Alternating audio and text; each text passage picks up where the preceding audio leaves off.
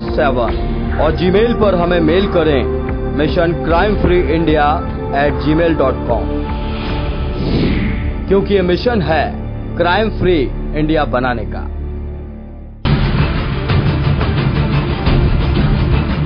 मासूमों की मौत हो या दहशत का आलम, इंसान पर सितम हो या कुदरत पर जुर्म, धंधा हो काला या छोटा बड़ा घोटाला, बेपर्दा होगा हर जराया। ये है इंडिया क्राइम। जिसकी जुबान पर है देश को विश्वास, जिसकी फितरत में है सच का साथ, जिसकी कलम करती है कमाल, बेमिसाल है बोलने का अंदाज, जो तेज है तर्रार है, 100 झूठ पर भारी उसका एक प्रहार है। टीवी पत्रकारिता का बड़ा नाम राहुल मित्तल।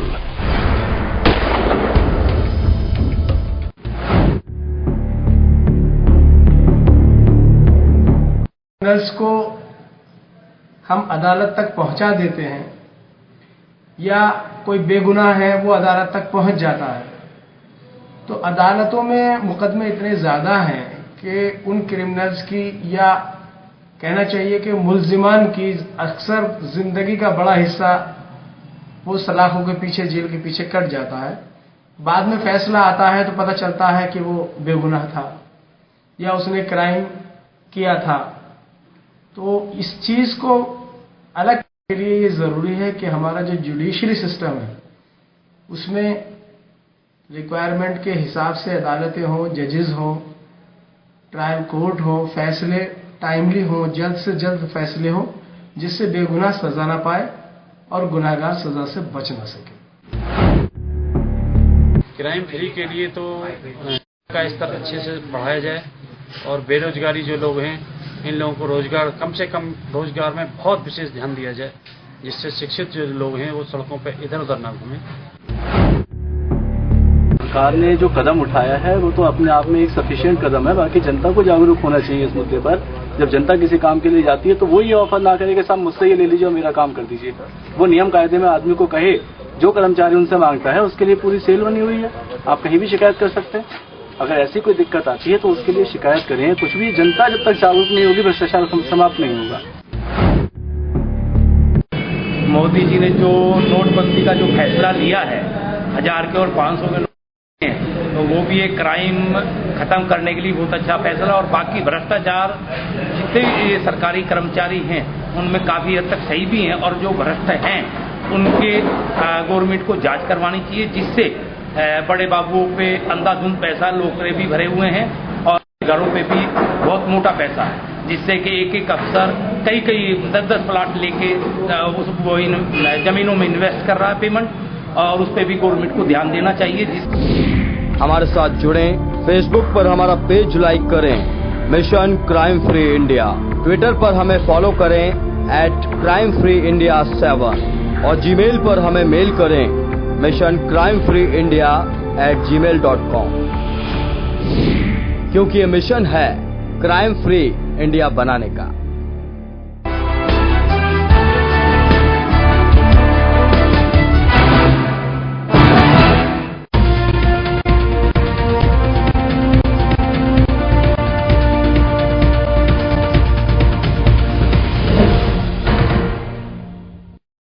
रेल हादसे के बाद राहत कार्य आज दूसरे दिन भी लगातार जारी है। हादसे के बाद कुछ कोच पूरी तरह मलबे में तब्दील हो गए हैं। घटनास्थल पर मौजूद सेना और एनडीआरएफ की टीमें राहत और बचाव कार्य करने में लगी हुई है। हादसे में क्षतिग्रस्त बोगियों को हटाने का काम भी जारी है। इतना ही नहीं, बचाव कार्य में जुटी टीमें कटर और हाइड्रोलिक उपकरणों का इस्तेमाल कर रेल के डिब्बों में फंसे सभी यात्रियों को सुरक्षित बाहर निकाला जा रहा है, और इससे डिब्बों में फंसे लोगों को कोई नुकसान न हो, इसलिए पूरी सावधानी बरती जा रही है। इस दौरान तमाम रेलवे कर्मचारी राहत कार्य में जुटे नजर आए और तमाम आला अधिकारी पल पल की जानकारी लेते नजर आए। कानपुर में एक्सीडेंट सुबह 4 बजे से हुआ, तभी से सब लोग ऑफिसर्स, हॉस्पिटल और सारी व्यवस्थाएं अलर्ट पे हैं। हम लोगों के डॉक्टर्स, एम्बुलेंसेज, सीएमओ, MOIC सारे मौके पे भी गए हुए हैं। माती डिस्ट्रिक्ट हॉस्पिटल कानपुर देहात में भी गए हुए हैं। यहाँ से सारी व्यवस्थाएं सुबह से ही कोऑर्डिनेट की जा रही हैं। उसी के साथ साथ हमारा ये जो गवर्नमेंट कॉलेज का हेलेट हॉस्पिटल है, उर्सला हॉस्पिटल है, तो सभी अलर्ट पे हैं। इसके साथ साथ जो प्राइवेट नर्सिंग होम एसोसिएशन से बातचीत हो चुकी है, उनके बड़े प्राइवेट नर्सिंग होम जिनमें भी सर्जरी की व्यवस्था है, वो भी सारे के सारे हाई अलर्ट पे हैं। ब्लड की जो व्यवस्था है उसमें सारे गवर्नमेंट ब्लड बैंक और प्राइवेट ब्लड बैंक वो अलर्ट पे हैं। जो प्राइवेट वॉलंटियर डोनर्स हैं उनके माध्यम से भी हम लोग ब्लड डोनेशन ले रहे हैं। यहाँ पूरी इलाज की व्यवस्था है, पूरी मुफ्त में सरकारी खर्च पे सारे मरीजों का फ्री इलाज यूपी गवर्नमेंट की तरफ से कराया जाएगा।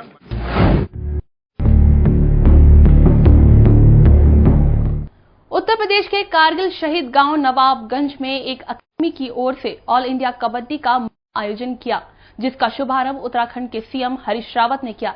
इस मौके पर अकादमी के सभी लोगों ने सीएम का जोरदार स्वागत किया। साथ ही सीएम हरीश रावत ने कबड्डी का प्रोग्राम देखा और खिलाड़ियों का उत्साह बढ़ाया।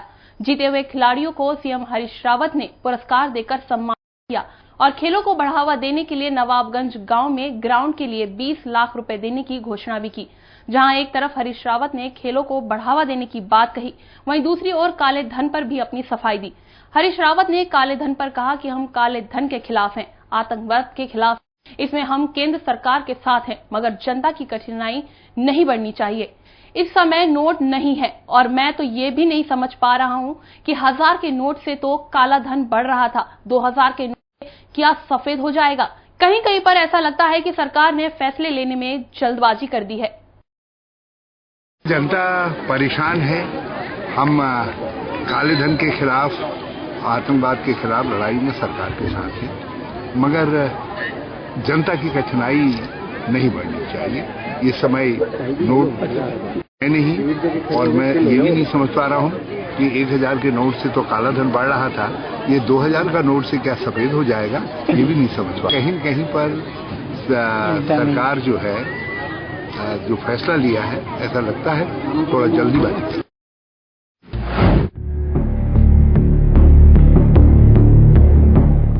8 नवंबर को 500 और 1000 के पुराने नोट पर प्रतिबंध लगने से आम लोगों को खासी परेशानी हो रही है।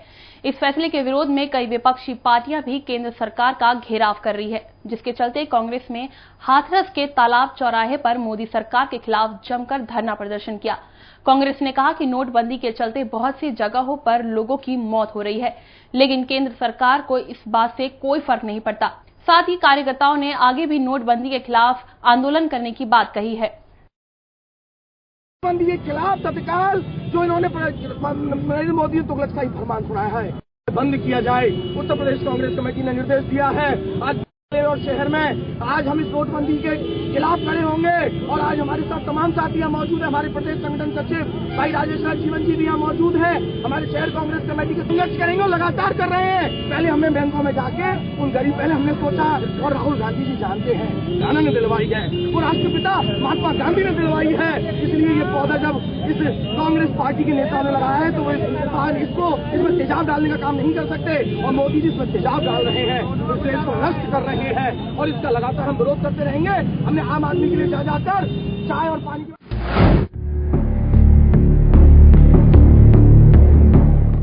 नोटबंदी के बाद जहां एक तरफ लोग फूटकर रुपए के लिए बैंकों में लंबी लाइन लगा रहे हैं, वहीं दूसरी तरफ बलिया जनपद के प्रसिद्ध हनुमान मंदिर से लगभग 400 लोगों ने 500 और 1000 के नोट बदले।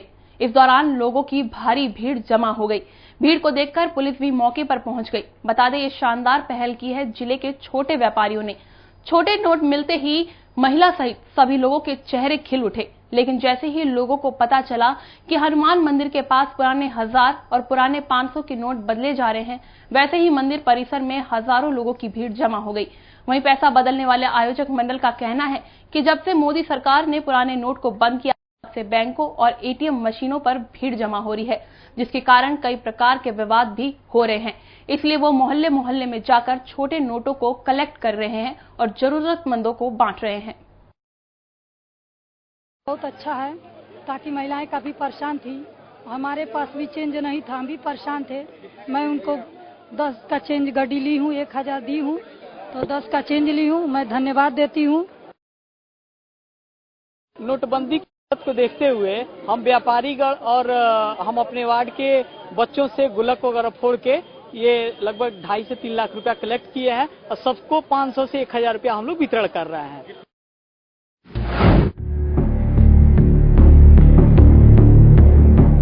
उत्तर प्रदेश के जनपद हापुड़ में पुलिस को उस समय बड़ी कामयाबी मिली जब वाहन चोरी करने वाले एक गिरोह के 3 चोरों को पुलिस ने गिरफ्तार कर लिया। बता दी गिरफ्तारी पुलिस ने सोना पेट्रोल पंप पर वाहन चेकिंग अभियान के दौरान। इस दौरान पुलिस और चोरों के बीच काफी देर तक मुठभेड़ होने लगी। पुलिस ने इन्हीं चोरों की 3 बाइकों के साथ गिरफ्तार किया है। इनकी निशानदेही पर पुलिस ने गाजियाबाद, हापुड़, बुलंदशहर से चोरी की गई 5 बाइक और 1 कार भी बरामद किए हैं। पुलिस का कहना है कि ये लोग चोरी के वाहनों को दूसरे जनपदों में बेचा करते थे। वाहन चोरी करने वाला एक शातिर गैंग गिरफ्तार किया है। इस गैंग के 3 सदस्य बुलंदशहर के रहने वाले हैं और इनके पास से एक मारुति ज़ेन और साथ ही साथ 5 दोपहिया वाहन बरामद हुए हैं और इसमें से अधिकांश वाहन हमने विभिन्न मुकदमों से कनेक्ट कर लिए हैं जो कि नोएडा से या गाजियाबाद से चोरी किए गए हैं। ये चाबियां इस्तेमाल करते हैं चोरी करने के लिए, तो मास्टर की इनके पास से बरामद हुई।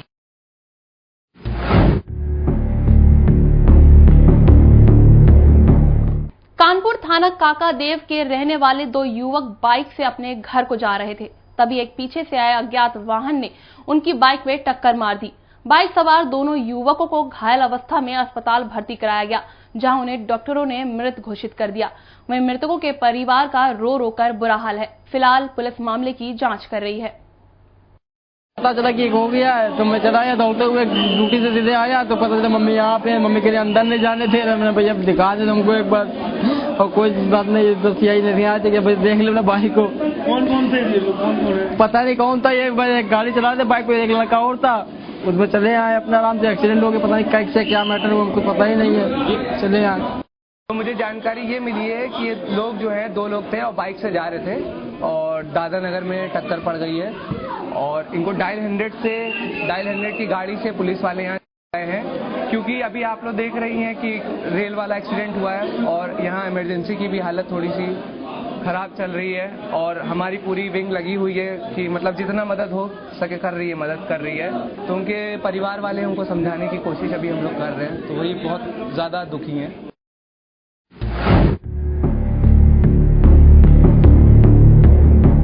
यूपी के बुलंदशहर में हिंदूवादी संगठन के कार्यकर्ताओं की दबंगई देखने को मिली है। यहां इन दबंगों ने एक प्रेमी युगल को लाठी डंडों से जमकर पीटा। इतना ही नहीं, ये दबंग इतने पर भी नहीं और इनके हाथ में जो लगा उसी से दोनों पर लगातार हमला कर रहे। घटना की जानकारी जब पुलिस को मिली तो पुलिस ने मौके पर पहुंचकर दोनों को इन दबंग धर्म के ठेकेदारों से दोनों को बचा लिया। वहीं धर्म से जुड़ा होने की वजह से पुलिस इस मामले पर कुछ भी बोलने से बचती दिखाई दी। खबरों में मेरे साथ इतना ही। आप बने रहिए इंडिया क्राइम के साथ। नमस्कार।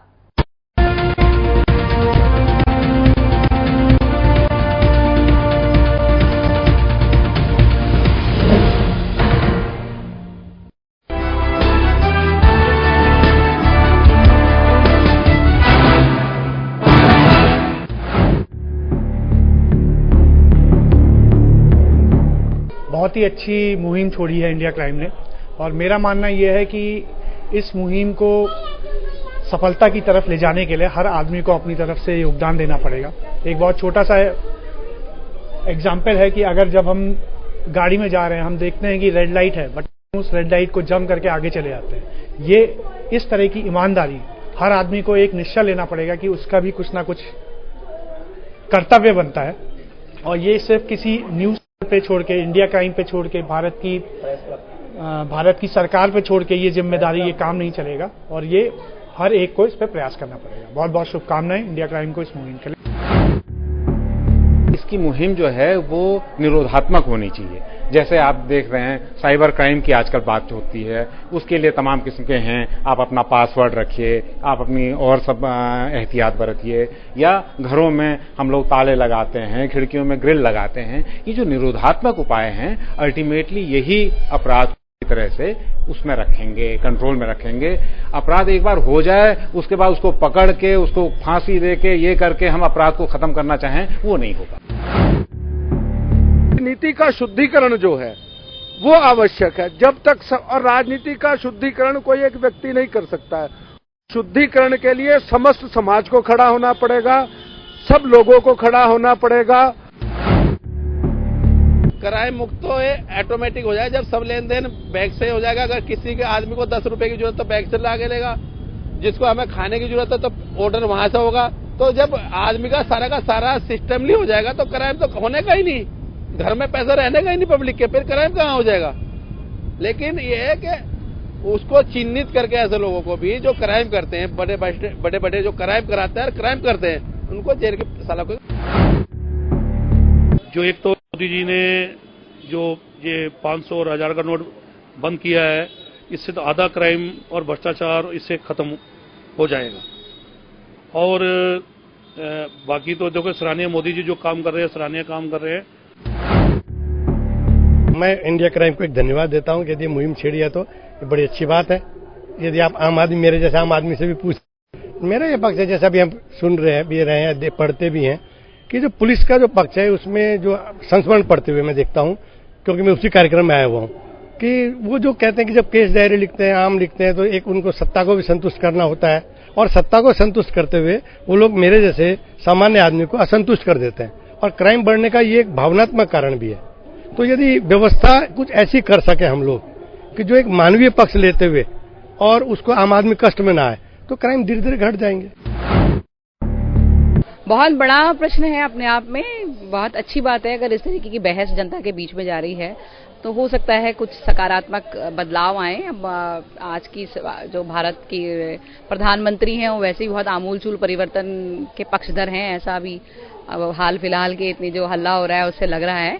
तो अगर उनको भी ये बात, इस मुहिम का उन तक पहुंच पाए ये मुहिम, और वो इस तरीके से कुछ कर पाए, तो निश्चित रूप से ये भारत के लिए नहीं, पूरे विश्व के लिए, पूरे विश्व में हो रही यातनाएं, दुख दर्द के लिए ये बहुत बड़ा कदम होगा।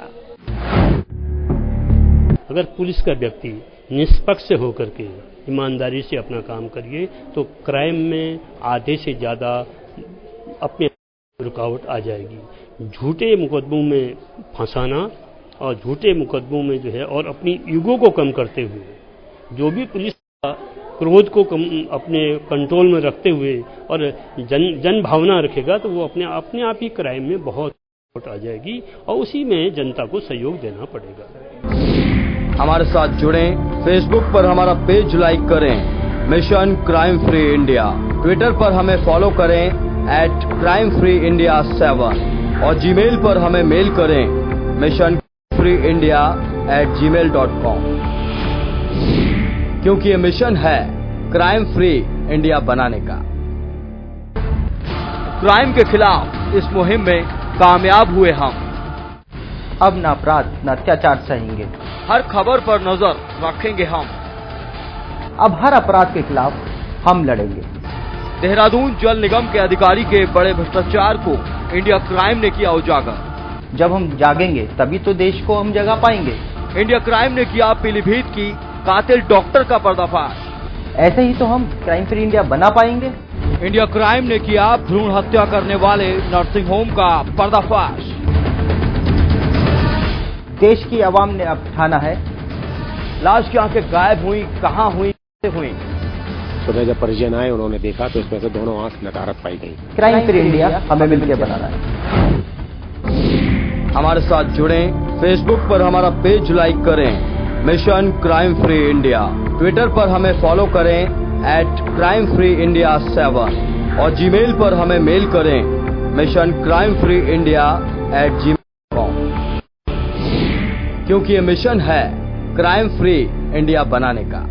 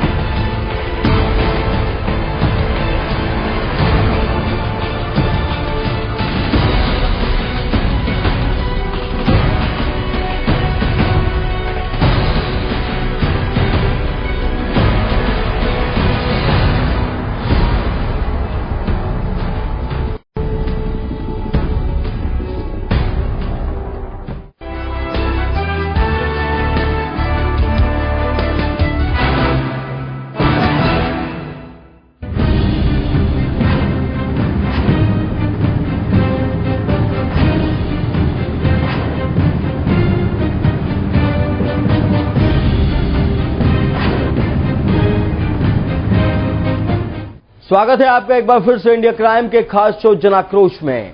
जनाक्रोश का मकसद है उस तबके की परेशानियां और उन लोगों की आवाज उनके नेता पहुंचाना जो नेता चुनाव जीतने के बाद अपनी जनता को भूल गए हैं। हमने पहले आपको उत्तरी लखनऊ की तस्वीर दिखाई थी और आज हम आपको लेकर चलेंगे लखनऊ जिले की मलिहाबाद विधानसभा सीट। लोगों के रोष और गुस्से को हम आप तक पहुंचाएंगे। करीब 4.5 साल पहले चुनकर आए इंदल कुमार रावत ने चुनाव से पहले अपने विधानसभा क्षेत्र को चमकाने के नाम पर लोगों से वोट मांगा था। तब का दिन है और आज का दिन। लोगों के हालात बदल गए लेकिन इलाका नहीं बदला। तो चलिए बढ़ते हैं लखनऊ की विधानसभा क्षेत्र संख्या 168 मलिहाबाद की तरफ।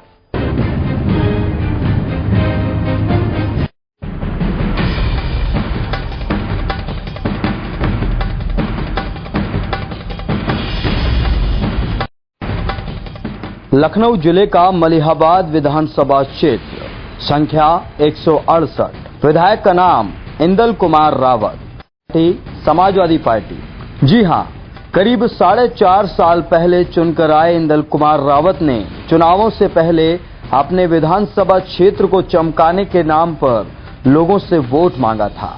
तब का दिन था और आज का दिन है।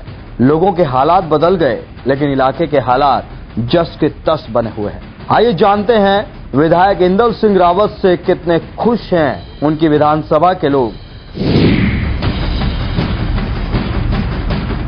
एको काम नहीं हुआ। 4.5 साल हो गए हैं उसको लमसम। जी 4.5 साल में गए तक नहीं है। एक दफा गए रहे तो कह रहे नल देंगे वो देंगे, कुछ नहीं दिया आज तक। वादे तो 50 किए हैं, ये कर देंगे, रोड बनवा देंगे। रोड तो खुदे पड़े सब, एक भी नहीं पूरा की। किस तरह की समस्याएं आपके गांव में बनी है, साफ सफाई को लेकर के, पानी को लेकर, बिजली को लेकर के? हमारे वहाँ सफाई करे कर्मचारी आते नहीं और जितना है वह बिजली, सबसे बड़ी तो बिजली की समस्या है। बिजली आए दिन जाते नहीं। तो हमारे समाज को जो है विधायक जी मेरे गांव में तो कोई फिलहाल काम नहीं किया है मेरे हिसाब से। और बिजली का इतना संकट है बाजनगर में कि कुछ हद नहीं। जबकि बाजनगर एक ऐतिहासिक गांव है जहाँ पे शहीद स्मारक, काकोरी शहीद स्मारक स्थल वहीं पे है बाजनगर में। और सबसे ज्यादा बिजली का जो है प्रॉब्लम है बाजनगर में। यही वादे, नल लगवा देंगे, रोड बनवा देंगे। रोड देख लीजिए कितनी खुदी पड़ी है, न रोड का काम किया न नल का कोई। ये तो गांव का प्रधान है जो काम करवा भी देता है नल।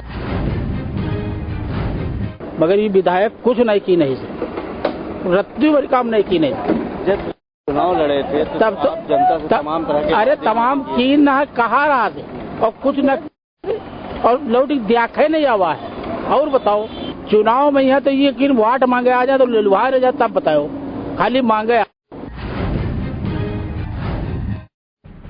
विधानसभा क्षेत्र के लोगों में अपने विधायक के खिलाफ काफी नाराजगी दिखाई दी। क्षेत्र के लोगों ने विधायक के विकास कार्य पर अपना दुखड़ा रोया। एक युवक का कहना था कि सड़क को बने हुए अभी वक्त भी नहीं गुजरा कि सड़क पहले ही टूट गई। लोगों ने इलाके में समस्याओं की एक लंबी लिस्ट बताई जिनका समाधान कहीं से कहीं तक विधायक साहब नहीं कर पाए। अभी तो जो है, अभी मान के चलिए अभी जो है 2-3 महीने हुए हैं सड़क बने हुए। वो भी जो है इंटर कॉलेज के पास वो भी गड्ढा खुद गया है, उसमें तमाम पानी भरा रहता है। गाड़ी वाड़ी की सब इधर पंचर होती रहती है, कीले भी पड़ी रहती है। वहाँ पे लाइट 3 दिन बाद लाइट आई है। मेरी तरफ तो बहुत समस्या है, ना नाली की समस्या है, सीवर की समस्या है, पानी की बहुत दिक्कत है, ना निकलने वाला ना कुछ। हम लोग निकलते तो कम से कम घाटी के बराबर तो पानी आता है वहाँ पर। आज भी ऐसा है कि ना सभासद आया देखने, ना विधायक आया, कि कोई भी देखने नहीं आया। जब तो हाथ जोड़ के और बहुत सारे वादे करके जाते हैं कि मैं ये कर दूंगा, मैं वो कर दूंगा। जब उनके पास जाओ तो आते हैं यहाँ पे कहेंगे मैं ये करवा दूंगा, ये करा दूंगा। अभी खंबे के लिए हम लोगों ने कहा था, खंबे की बहुत प्रॉब्लम लाइट की है कि खंबे यहाँ से बहुत दूर से तार लाते हैं हम लोग। तो उसके लिए कहा कि तार प्लाट पे ले जाते हैं, जिसका प्लाट बनता है वो तार हटाता है, तो हम लोग कहाँ से ले जाएंगे। तो खंबे के लिए बोला तो उन्होंने कहा खंबे लगवा देंगे, लेकिन अभी कोई भी समस्या नहीं पूरी हुई। कुछ भी हमारे हिसाब से वादे नहीं पूरे हुए। गांव में समस्याएं पानी की बनी हुई है, नाली खड़ंजे की भी समस्याएं बनी हुई हैं। कई बार हम लोगों ने कहा, 50 आदमी उनके पास जाकर के कहे, लेकिन आज तक उन्होंने कोई सुनवाई नहीं किया। रोड पे हैंडपैप लगाने का आश्वासन दिया, वहाँ भी पानी की जुगाड़ नहीं है कुछ, और वादे सारे उनके खिलाफ हुए। लेकिन जीतने के बाद में आपके ये चीज सोचना चाहिए कि मतलब सारे लोगों ने वोट दिया है, ठीक है। और जैसे हम लोग गए तो मतलब हम ये पूरी उम्मीद लेकर के गए थे कि हम कोई विपक्ष बन करके नहीं गए थे, हम तो आश्वासन ये लेकर गए थे कि मतलब हम जाएंगे नेताजी के पास तो हमारी समस्याएं हल होंगी। फिर भी जो है वादे कर गए, लेकिन आज तक दिखाई नहीं दिए। वादे उन्होंने जो है किए हैं तो सब अधूरे वादे रहे हैं, कोई कायदे से वादा पूरा नहीं। जैसे हमारे गांव का इसमें जो रोड है अंदर से निकला हुआ है, इतना गांठी तक का पानी भरा हुआ है, लोग जा रहे हैं इधर से उधर और समझाते हुए जाते हैं, न मालूम कितना कीचड़ है, गंदगी कितनी हो रही है, इसको मतलब कोई सफाई नहीं हो पा रही है। विधायक इंदल सिंह रावत के काम से तो लोगों में काफी निराशा है। इस निराशा को व्यक्त करता एक शख्स हमारे कैमरे में कैद हुआ। क्या कुछ कहा उसने, आप सुनिए। जब से वो जीत के गया दोबारा यहाँ पे आए ही नहीं। यहाँ पे सबसे ज्यादा परेशानी लाइट की है, ट्रांसफार्मर जो फूक जाता है, यहाँ चंदा लगता है, उसके बाद तो पैसे दीजिए उसको, जब वो यहाँ के ऊपर ट्रांसफार्मर लेके आते हैं। और काकोरी शायद स्मार्ट है यहाँ के ऊपर, कोई यहाँ के ऊपर देखभाल नहीं है, कुछ भी नहीं है। गांव में देख लिए जाके उसका गंदगी से कम 8-10 आदमी मर चुके हैं। तो आपने देखा कि किस कदर लोग अपने विधायक से निराश हैं। जब इंडिया क्राइम ने क्षेत्र के दूसरे लोगों से भी बात तो पता चला कि इंदल रावत को लोगों ने अपना विधायक मानने से ही इनकार कर दिया। उन्होंने कहा, विधायक नहीं, हमें नहीं पता। लेकिन हमारी जानकारी में या हमरे जो है वही कुछ जो नहीं है कि कोई काम किया है। हमारे क्षेत्र में कोई काम नहीं हुआ है विधायक द्वारा। हमारे क्षेत्र में कनार गांव है हमारे इस क्षेत्र में इंदल रावत द्वारा कोई काम हमारी नजर में नहीं है कि कौन सा काम किया है। समस्याएं हैं तो जैसी तैसी पड़ी है। समाजवादी पार्टी के विधायक इंदल रावत की विधानसभा में केवल आम जनता ही परेशान नहीं है, बल्कि कानून का ज्ञान बांटने वाले एडवोकेट भी परेशान हैं। विधायक से परेशान लोगों के बाद बारी थी अब उन वकीलों की जो विधायक के कामकाज से परेशान हैं। क्या कहते हैं वकील, आप सुनिए। एको वादे नहीं पूरे किया, आज तक किसी संपर्क ही नहीं करते हैं, ना कोई काम किया है। शिकायत की कई बार, समस्याएं अपनी बताई, लेकिन कोई उसका निस्तारण नहीं किया उन्होंने। हमारे हिसाब से हमारी ग्राम पंचायत में कभी आए ही नहीं एक बार देखने, और सड़कें हमारे गांव की काफी खराब हो चुकी है, जिसको हमने बनवाने के लिए कई बार एप्लीकेशन भी दिया, विधायक जी को भी दिया, लेकिन कोई सुनवाई नहीं हुई।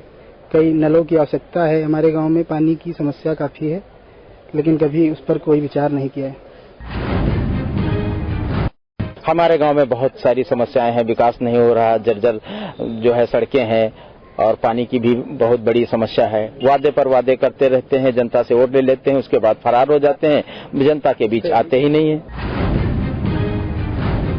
कोई वादा नहीं पूरा किया है, और वादा तो दूर की बात है, कभी दर्शन नहीं हुए जीतने के बाद। जैसे फरार होके कहीं चले गए हों, विदेश यात्रा में हो, कभी क्षेत्र के लोगों से मिलते जुलते नहीं है, ना ही कभी कोई बात करते हैं, और ना ही कोई काम किया है। तो आपने देखा और सुना समाजवादी पार्टी के विधायक इंदल सिंह रावत की विधानसभा का हाल। जन आक्रोश का मकसद है जनता की उस आवाज को आप सबके सामने लाना जो नेताओं तक नहीं पहुंचती, जो वोट मिलने के बाद रास्तों को भूल जाते हैं।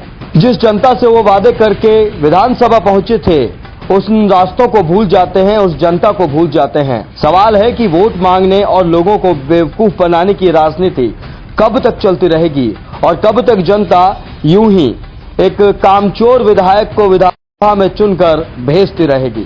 जन आक्रोश आपको बताता है उन समस्याओं को, जिन समस्याओं का समाधान जरूरी है। समाजवादी पार्टी के विधायक इंदल सिंह रावत की विधानसभा का हाल आपने देखा।